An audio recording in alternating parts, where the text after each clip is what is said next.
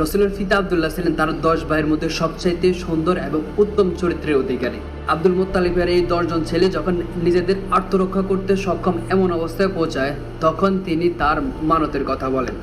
তিনি বলেন, আমি তোমাদের মধ্যে একজনকে আল্লাহর নামে উৎসর্গ করার জন্য ওয়াদা করেছি। তার সেই ওয়াদা অনুযায়ী কাকে উৎসর্গ করবে সেটা বেছে নেওয়ার জন্য একটি লটারি আয়োজন করা হয় এবং সেই লটারিতে তার সবচেয়ে প্রিয় এবং ঘনিষ্ঠ পুত্র আব্দুল্লাহর নাম উঠে আসে। যখন রসুলের পিতা আব্দুল্লাহর নাম লটারিতে উঠে, তখন তার হাত ধরে হাতে তলোয়ার নিয়ে কাবাঘরের দিকে যান। যদিও তখন মক্কায় পেগান বা মূর্তি পূজা করা হতো, কিন্তু তারা সবাই মনে প্রাণে বিশ্বাস করত কাবাঘর যে আল্লাহর ঘর। যখন আব্দুল মুত্তালিব তাকে নিয়ে কাবাঘরের কাছে পৌঁছায়, তখন আব্দুল্লাহর ভাই আবু তালেব এবং তার নানার গোত্রের লোকজন আব্দুল মুত্তালিবকে এসে মানা করে, দেখো তুমি এটা করি না, বরঞ্চ তার সাথে কিছু উট রেখে তুমি আরো একবার চেষ্টা করে দেখো। এখন কারো কারো মতে বিষয়টা 10টা উট করে 100 পর্যন্ত পৌঁছায়, আবার কারো কারো মতে ডিরেক্ট 100টা উট তার নামের পাশে রাখা হয় এবং দ্বিতীয়বার যখন এই লটারি করা হয়, তখন তার নামের বিপরীতে এই 100টি উটের নাম আসে।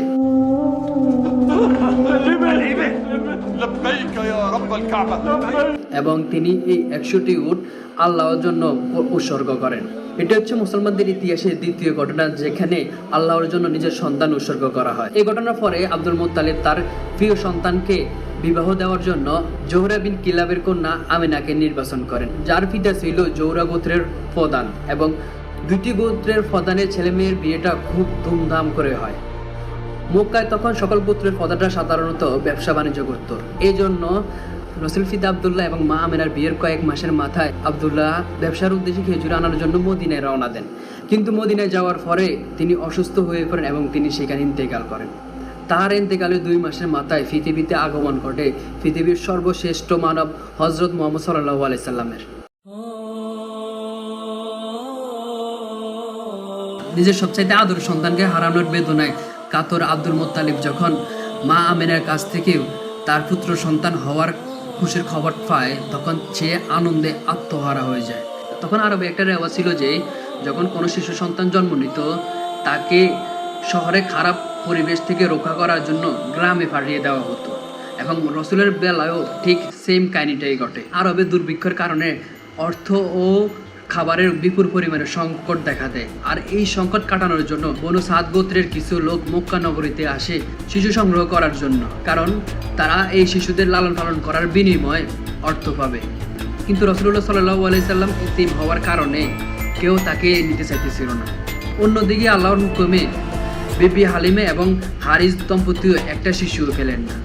তখন বিবি হালিমা তার স্বামীকে বলে, খালি হাতে ফিরে যাওয়ার থেকে ভালো হবে আমরা এই ইতিম শিশুটাকে নিয়ে যাই। তখন তিনিও আর নিষেধ করেন নাই। যখন রাসূলুল্লাহ সাল্লাল্লাহু আলাইহি সাল্লামকে কোলে নেন, তখন থেকে তার মুজিজা দেখতে শুরু হয়। রাসূলুল্লাহ সাল্লাল্লাহু আলাইহি সাল্লামকে কোলে নেওয়ার পরে তিনি দুধ পান করে ঘুমিয়ে যান। তার নিজের সন্তানও পেট ভরে খেলো এবং ঘুমিয়ে গেল, যা তারা আগে কোনো সময় দেখেনি। তারা বাড়ি ফিরে আসার পরে তাদের জীবন বরকতময় হয়ে উঠতে শুরু করলো। যেখানে অন্য ফ্যামিলি পশুরা এক ফোঁটা দুধ দেয় না, সেখানে তাদের পশুগুলা বালতি ভরে ভরে দুধ দেওয়া শুরু করলো। তখন অন্যরা তাদের রাখালকে বলতে লাগলো, তোমরা কি এই চরণভূমি দেখো না যেখানে বিবি হালিমার রাখাল পশু চড়ায়, সেখানে কি তোমরা এই পশুগুলোকে নিয়ে যেতে পারো না? তখন তারা যেখানে বিবি হালিমার রাখাল পশু চড়ায় সেখানে তাদের পশুও নিয়ে যায়, কিন্তু তাদের পশু যে ক্ষুধার্ত সেই ক্ষুধার্তই থেকে যায়, সেখানে নিয়েও তাদের কোনো লাভ হচ্ছে না। এভাবে দেখতে দেখতে রাসূলুল্লাহ সাল্লাল্লাহু আলাইহি সাল্লামের 2 বছর পূর্ণ হয়ে যায়। রাসূলুল্লাহ সাল্লাল্লাহু আলাইহি সাল্লামও সুঠামদের অধিকারী হয়ে উঠতে শুরু করলেন। চুক্তি অনুযায়ী যখন 2 বছর শেষ হয়, তখন বিবি হালিমা রাসূলুল্লাহ সাল্লাল্লাহু আলাইহি সাল্লামকে তার মা আমিনার কাছে নিয়ে যায়। তখন মক্কায় চলতেছিল মহামারী। বিবি হালিমা তার ভয় এবং রাসূলের বরকতময় জীবন দেখে তার কাছে আরো কিছুদিন তাকে রেখে দেওয়ার আবদার করলেন। তখন রাসূলের মা মক্কার মহামারীর কথা চিন্তা করে বিবি হালিমার কথায় রাজি হয়ে গেলেন। রাসূলুল্লাহ সাল্লাল্লাহু আলাইহি সাল্লাম সাদ গোত্রে আবার ফিরে আসলেন। একদিন সাদ গোত্রের শিশুদের সাথে যখন রাসূলুল্লাহ সাল্লাল্লাহু আলাইহি সাল্লাম খেলা করতেছেন, তখন হঠাৎ জিবরাইল আলাইহিস সালাম তার কাছে আসে এবং তাকে এই সকল শিশুদের মাঝখান থেকে আলাদা এক পাশে নিয়ে গিয়ে তাকে চিৎ করে শুয়ে দেন এবং তার বুক থেকে হৃৎপিণ্ডটি বের করে, এখান থেকে একটি রক্তপিণ্ড বের করে বলেন, এটা হচ্ছে আপনার ভিতরে শয়তানের অংশ, এবং সেটাকে ফেলে দিয়ে এই হৃৎপিণ্ডটাকে জমজম কূপের পানি দিয়ে সুন্দরভাবে ধৌত করে আবার আগের জায়গায় রেখে দেন। অন্যদিকে এই শিশুরা রাসূলুল্লাহ সাল্লাল্লাহু আলাইহি সাল্লামকে শুয়ে থাকতে দেখে দৌড়ে গিয়ে বিবি হালিমাকে খবর দেয় যে মুহাম্মদ মারা গিয়েছে। এই কথাটি শোনার পরে বিবি হালিমা এবং তার স্বামী ছুটে আসলেন সেই মাঠে। ছুটে এসে সেখানে রাসূলের মলিন মুখ এবং তার অস্থিরতা দেখে তারা ভয় পেয়ে গেলেন। তাকে ঘরে নিয়ে তার সেবা যত্ন করতে শুরু করলেন। পরের দিনে আর দেরি না করে ভীত সন্তুষ্ট হয়ে রাসূলুল্লাহ সাল্লাল্লাহু আলাইহি সাল্লামকে তার মার কাছে নিয়ে যান। প্রিয় সন্তানকে কাছে পাওয়ার পরে রাসূলের মা আমেনা তার স্বামীর কবর জিয়ারত করার জন্য মদিনার উদ্দেশ্যে রওনা হন। মদিনায় পৌঁছানোর পরে তারা কবর জিয়ারত করে এবং কিছুদিন সেখানে অবস্থান করে। অদ্ভুত বিষয় হলো রাসূলের বাবার মতো রাসূলের মাও সেখান থেকে ফিরে আসার পথে অসুস্থ হয়ে যান এবং তিনিও সেখানে ইন্তেকাল করেন। এত ছোট অবস্থায় মা বাবাকে হারানোর পরে একমাত্র সম্বল দাদার কাছে তিনি আসেন, কিন্তু তার কিছুদিনের মাথায় তার দাদাও ইন্তেকাল করেন। তখন এই এতিম শিশুটির দায়িত্ব নেন তার চাচা আবু তালেব। সেই রাসূলুল্লাহ সাল্লাল্লাহু আলাইহি সাল্লামকে নিজের সন্তানের থেকেও বেশি করে আদর করতে শুরু করে। রাসূলুল্লাহ সাল্লাল্লাহু আলাইহি সাল্লামের বয়স যখন 20-এ পৌঁছায় তখন তার চাচা আবু তালেবের সাথে ব্যবসায়ী উদ্দেশ্যে শাম দেশে গমন করেন তিনি। শামের রাজধানীতে পৌঁছানোর পরে গির্জা থেকে একজন ধর্মযাজক বেরিয়ে আসেন এবং রাসূলুল্লাহ সাল্লাল্লাহু আলাইহি সাল্লামকে দেখে বলেন, ইনি হচ্ছে শেষ নবী। তখন রাসূলের চাচা আবু তালেব বলেন, আপনি কিভাবে জানলেন যে তিনি শেষ নবী?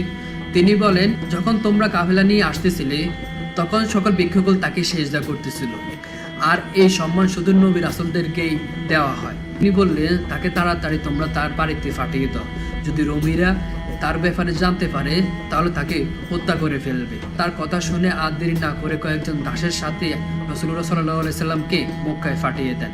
তিনি সময়ের সাথে সাথে তিনি আরো পরিপক্ত হয়ে উঠতে শুরু করলেন এবং ব্যবসায় মহারত অর্জন করতে শুরু করলেন। নিষ্ঠা, ব্যবসার চতুরতা চারিদিকে ছড়িয়ে পড়তে শুরু করলো। খাদিজা রাদিয়াল্লাহু তাআলা আনহু রাসূলের ব্যাপারে জানার পরে রাসূলুল্লাহ সাল্লাল্লাহু আলাইহি সাল্লামকে প্রস্তাব দেয় তার দাস এবং তার অর্থ নিয়ে শামে ব্যবসার উদ্দেশ্যে যাওয়ার জন্য। তখন রাসূলুল্লাহ সাল্লাল্লাহু আলাইহি সাল্লাম তার চাচা আবু তালেবের সাথে পরামর্শ করে সেখানে যেতে রাজি হয়ে যান। যখন শাম থেকে ব্যবসা করে ফিরে আসেন তখন হিসাব নিকাশ করে দেখা গেল যে তিনি এইবার যেই পরিমাণে মুনাফা পেয়েছেন আগে তা কোনো সময় পাননি। এবং খাদিজা রাদিয়াল্লাহু তাআলা আনহু তার দাস মাসারা থেকে রাসূলুল্লাহ সাল্লাল্লাহু আলাইহি সাল্লামের বিষয়ে জানতে শুরু করলেন। তার মিষ্টতা, তার নিষ্ঠা এবং সত্যবাদিতার কথা শুনে তার প্রতি তার আকর্ষণ বৃদ্ধি পেতে শুরু করলো। একটা কথা জানিয়ে রাখা ভালো, এর আগে অনেক যোদ্ধা, অনেক গোত্রের প্রধান কিন্তু তাকে বিবাহ করার জন্য প্রস্তাব দিয়েছেন, তিনি কারোর জন্য রাজি হন নাই। তিনি তার এই মনের বাসনার কথা তার বান্ধবী নাফিসাকে বলেন এবং রাসূলুল্লাহ সাল্লাল্লাহু আলাইহি সাল্লামের সাথে এই বিষয়টা নিয়ে আলোচনা করার জন্য অনুরোধ করেন। এই বিষয়টা যখন নাফিসা রাসূলুল্লাহ সাল্লাল্লাহু আলাইহি সাল্লামকে বলেন তখন রাসূলুল্লাহ সাল্লাল্লাহু আলাইহি সাল্লাম তার চাচা আবু তালেবকে এই বিষয়টি জানায় এবং রাসূলের চাচা আবু তালেবের সাথে পরামর্শ করে তিনি এই বিয়েতে রাজি হন। এই বিয়েতে রাসূলুল্লাহ সাল্লাল্লাহু আলাইহি সাল্লাম তার সহধর্মিণীকে 20টি উট উপহার দেন। বিয়ের পরে তাদের কোলজোড়ের প্রথম সন্তান আসে আবুল কাসেম। পরবর্তীতে পালাক্রমে জায়নাব, রুকাইয়া, উম্মে কুলসুম, ফাতেমা এবং আব্দুল্লাহর জন্ম হয়। দুঃখের একটা বিষয় হলো রাসূলুল্লাহ সাল্লাল্লাহু আলাইহি সাল্লামের সকল পুত্র সন্তানই ছোটবেলায় মারা যান।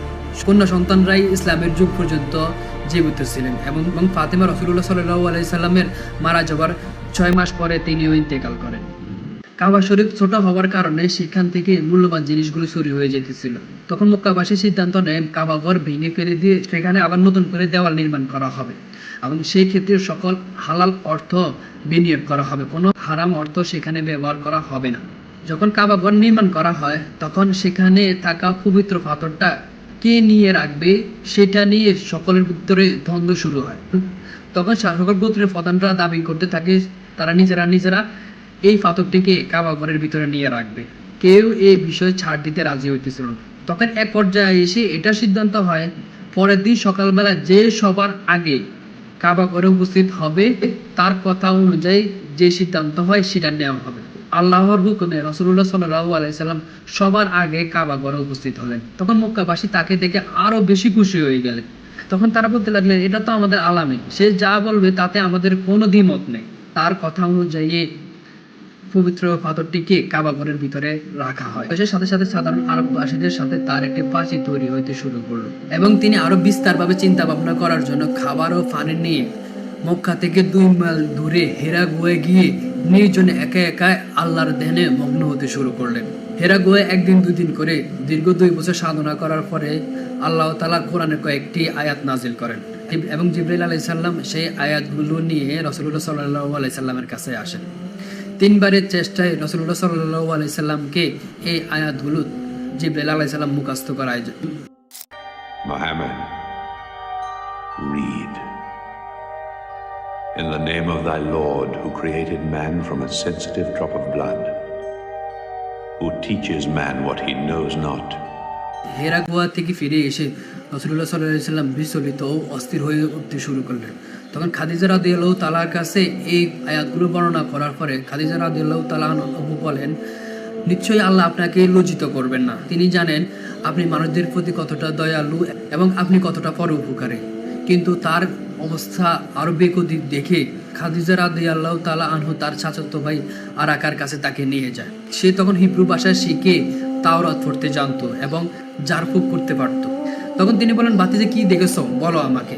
রাসূলুল্লাহ সাল্লাল্লাহু আলাইহি সাল্লাম যখন এই ঘটনাটি খুলে বললেন, তখন তিনি বলেন ইনি হচ্ছেন জিবরাইল আলাইহিস সালাম। মুসা আলাইহিস সালামের কাছেও ওহী নিয়ে আসতেন। হায় হায়, আপনার গোত্র এবং আপনার জাতির মানুষরা আপনার উপরে অকথ্য অত্যাচার করবে এবং আপনাকে দেশ ছেড়ে যেতে বাধ্য করবে। আমি যদি বেঁচে থাকতাম তাহলে আমি আপনাকে সাহায্য করতাম। এই ঘটনার কিছুদিন পরেই আরাকা মারা। রাসূলুল্লাহ সাল্লাল্লাহু আলাইহি সাল্লাম তো নবুয়তের শুরুতেই জেনে যায় যে তার উপরে সামনে কতটুকু অত্যাচার করা হবে। এইটা জানার পরও তিনি কিভাবে ইসলাম প্রচার করেছেন সেটা জানার জন্য চ্যানেলটা সাবস্ক্রাইব করে রাখুন। আল্লাহ হাফেজ।